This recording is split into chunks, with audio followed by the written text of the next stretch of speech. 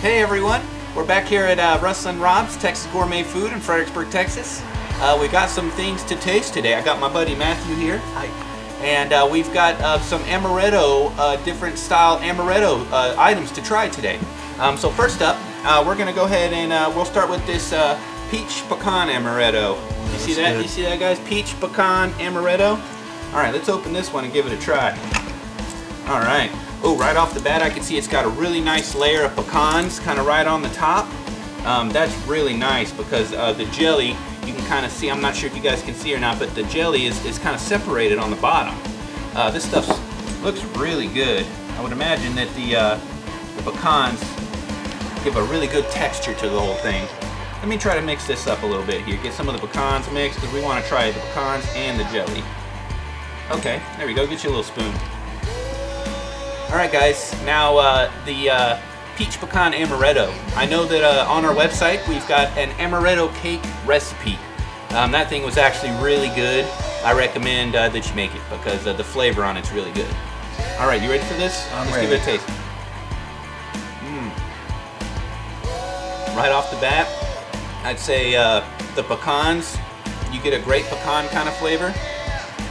A little bit of amaretto. What do you think? Definitely some peaches with that. Peaches. So. Oh yeah, of course. The peaches and the amaretto kind of blend together, make a really nice kind of a flavor together. That one's really good.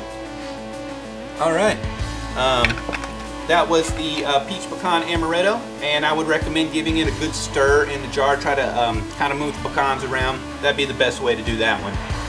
Yeah, you don't want to run out of those nuts too early. Yeah, exactly. You kind of want them spread out so that you got a nice crunch through the whole jar.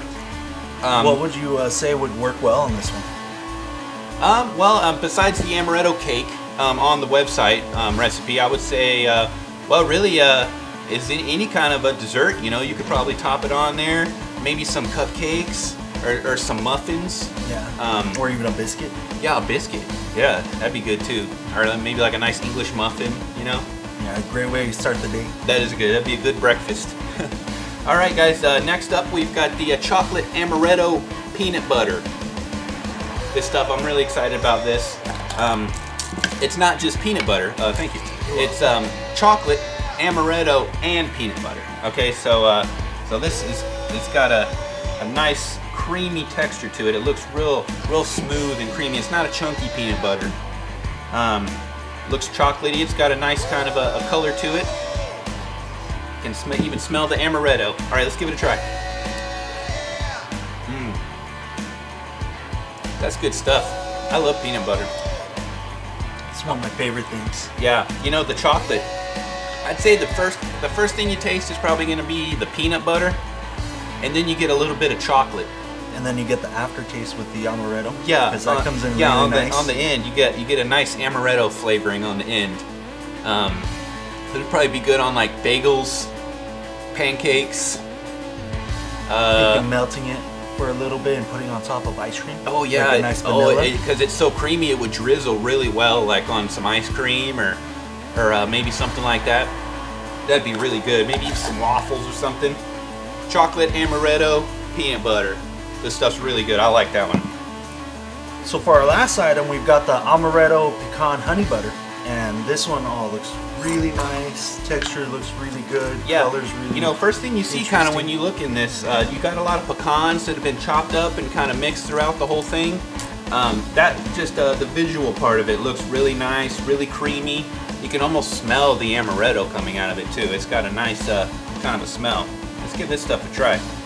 Amaretto. Nice and thick. Yeah, it is nice and thick. You know, you wouldn't really want to refrigerate this stuff because honey butter kind of starts to harden in the refrigerator. So just out on the counter, the stuff will stay good for like a year, over a year, long time. It's good stuff. Let's give it a taste. All right. Oh, wow. Flavor's really good there. I'd say the first thing that you come up to is the amaretto. It's got a really nice amaretto flavor in the beginning. What do you think? I like how creamy it is. It's got a nice kind of a texture to it too. Yeah, definitely. You know, this stuff would be really good to maybe like use on toast, English muffins, biscuits, thinking for like a dinner, a glazed ham. Oh yeah, Go you really could well glaze with the that. ham with it. Yeah, that'd be good too. You know, because when you add some heat to it, it kind of It's really creamy. glazes down, and it'd be really good as a glaze over ham, or maybe any kind of like pork or something that would be good with some sweet flavor. Yeah. You know. What else? Oh, my favorite thing to do with the honey butter is to take an apple, and you're gonna core it, and then fill the core with honey butter. And then when you go to actually bake the apple in the oven, you're gonna have the honey butter and the apple and everything. It turns out really nice. That's actually one of my favorite things to do. So anyways, you guys can always check us out online. That's rustlinrobs.com, and we've got recipes on there for like almost all of the things we sell in our store, and some cool ideas, you know, make some really cool things. And of course, you know, if you guys want us to taste anything in the store, you know, it's got to be a Rustlin Robs item. You know, we're not going to be doing super extreme hot sauces or anything like that. Maybe one day. But anyways, thanks for watching, and we'll see you guys next time. Have a good one, guys.